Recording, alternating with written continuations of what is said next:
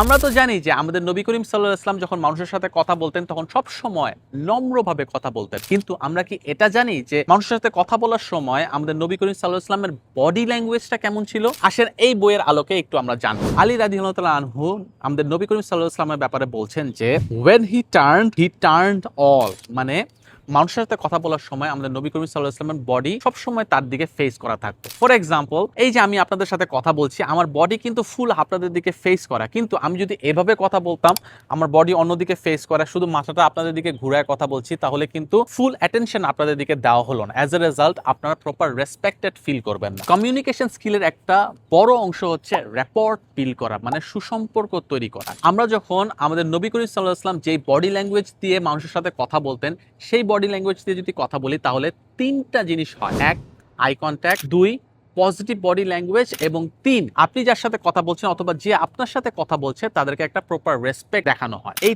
তিনটা জিনিস যখন একসাথে হয় তখন ইনস্ট্যান্টলি একটা র্যাপোর্ট বিল্ড হয় বা সুসম্পর্ক তৈরি হয়, এবং এই সুসম্পর্কের ফলেই আপনি 100% কমিউনিকেট করতে পারেন।